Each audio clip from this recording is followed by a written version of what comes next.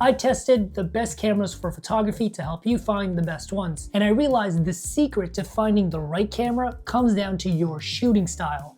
And your style depends on 3 key features, and 2 of them are the most important. So let's break down the best photography cameras based on your shooting style and which style fits you. Also, I'll leave links down below to all of the cameras we talk about today. Now, the first camera on this list is one of the best-selling cameras out there, and it's popular because it fits a specific shooting style, and that is the Canon R6 Mark II. And don't worry, I'll tell you which style of camera this is when it makes more sense. The R6 Mark II has a 24 megapixel full-frame sensor, which is pretty typical in terms of resolution, and it's nothing that special, but it's still plenty of detail for most people that are cropping and heavily editing their photos. What is special about the R6 Mark II are the colors. It has the classic warm Canon colors that look really good for portraiture and nature. And the sensor is incredible in low light, even up to 6400 or 12,800 ISO. So if you're someone that's traveling or shooting outdoors a lot, this camera has you covered. But the reason for the R6 Mark II's popularity isn't actually the image. It's actually because it's a perfect fit for people who need to shoot a lot of movement and action and capture moments in life as they happen without staging it. Because the R6 is a speed demon. You can shoot 12 frames per second in mechanical shutter in full 14-bit RAW, or an absolutely insane 40 frames per second in electronic shutter in 12-bit RAW. So the R6 can actually shoot faster than real-time video. So whether you're shooting sports, race cars, or just spontaneous moments, you will not miss your shot. And the autofocus more than keeps up with Canon's latest AI-based autofocus with subject detect for animal, people, and cars, and the autofocus is extremely reliable. Plus, it has top-notch in-body stabilization to make sure your handheld shots are never blurry. And the body is built like an absolute tank with a robust grip, a nice large Pro-style battery that will last you several days of casual shooting, plus a dual SD card slot for pro users, and it's also weather sealed so you can take this camera anywhere. And the viewfinder is super sharp with no lag or blackout for shooting action. The button layout and menus are also super simple, making it a very fast camera to work with, which you need if you're shooting action. The only downside of the R6 Mark II and all of the Canon RF cameras is that you can only use Canon lenses to ensure autofocus performance, which is kind of a bummer, but the black STM lineup of lenses has a great selection and they're also fairly affordable. So if you're looking for a camera that emphasizes speed with amazing colors and lets you capture moments as they happen, the R6 Mark II is a solid choice. Quick side note, if you like the speed of the R6 Mark II, but you wish this camera was cheaper and came in a smaller body, you should also check out the Canon R8. It has the same 40 frames per second shooting speed, but it's $1,000 less in a smaller body. But what if instead of speed, you want detail and resolution and a better lens selection? In that case, we should check out the Sony A7 IV. It has an absolutely insane 33 megapixel sensor, which is a ridiculous amount of resolution. You have so much room to zoom in and crop your image, which is a must-have for portrait, product, or landscape photographers. And by now, it's probably obvious. This camera fits into the category of resolution, but it's only medium resolution because there are higher resolution cameras later on. Now, in terms of speed and photo quality, the A7 IV gives you 10 frames per second in mechanical shutter at 14-bit RAW when shooting uncompressed RAW, which is going to give you larger photos, but trust me, the trade-off is worth it, especially if you like to heavily edit your photos. You'll appreciate it. Now, Sony has some of the best autofocusing in the business. However, the A7 IV doesn't have the newest autofocusing system. It does have face and eye tracking, but it doesn't have the newest AI-based subject detect that you see in most cameras. But even without that, the A7 IV autofocus is very reliable even in low light. And the A7 IV also has terrific in-body stabilization, making it great for handheld shooting, but most other competing cameras are going to give you better results because they are newer cameras. However, for casual use, you probably won't notice. When it comes to body and design, the A7 IV is built like an absolute tank, and it's one of the most reliable choices out there. Plus, it's weather sealed, dual SD card slots, a large Pro-style battery, the usual I'm not gonna waste your time. The best thing about the A7 IV and Sony cameras in general is the lens ecosystem.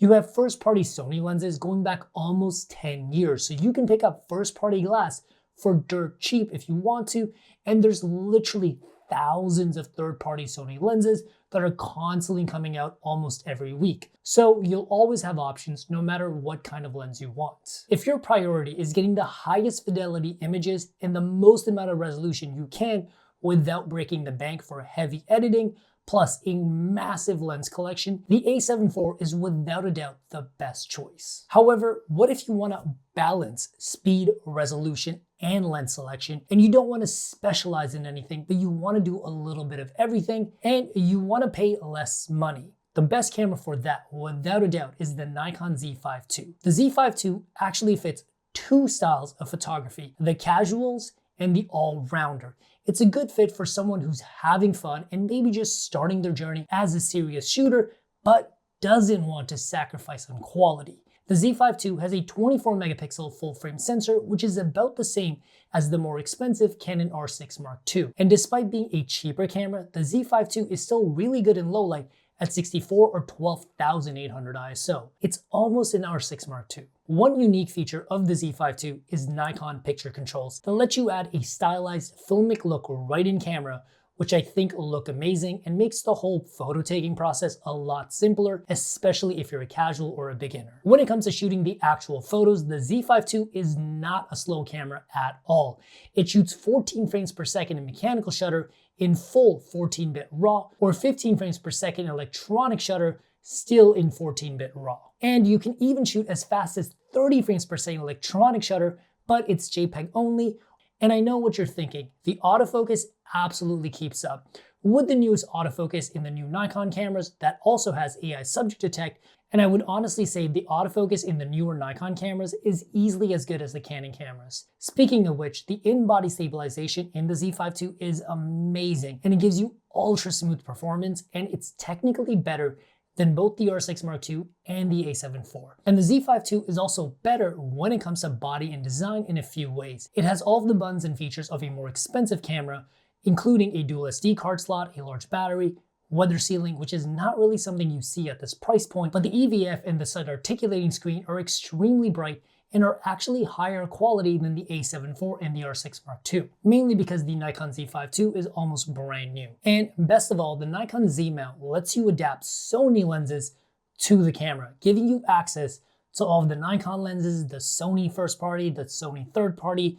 You basically get all of the Sony lenses with a better Nikon body. And this doesn't hurt autofocus at all, but it does make stabilization less effective. So if you want an arguably better camera and at a lower price without sacrificing quality, the Z5 II is an amazing pickup for casuals and beginners who want an all-rounder camera that does everything. Now, let's talk about the absolute best of the best, the flagship cameras that actually combine high speed, high resolution, and design to honestly make some of the best camera technology out there. But there are dozens of options, and I only think two are worth talking about. The first is the very popular Canon R5 II. It has a 45 megapixel full frame sensor, which is a 36% boost over the high resolution Sony A7 IV, and it basically doubles the resolution of the R6 Mark II. So it definitely fits the resolution style. And as for shooting, it can do 12 frames per second mechanical shutter, but also an absolutely amazing 30 frames per second in full electronic shutter. And despite the high resolution, there is no downside to shooting at this speed because there's very little rolling shutter. And the autofocus is superb. It's almost the same system as the R6 Mark II, but with a few updates. So autofocus will never be an issue. Body-wise, it's a pretty typical flagship camera with a great EVF, screen, robust layout, blah, blah, blah. But the one thing that does stand out is the LCD screen on the top of the camera you can use to quickly check all of your settings. So if you want to combine resolution and speed, the R5 Mark II is the best choice. And while there are other cameras out there that do something similar, I think the R5 Mark II is the best deal in terms of pricing and the value you actually get. Because I know some of you guys are thinking, well, what about the Sony A1? It has 50 megapixels compared to 45 megapixels.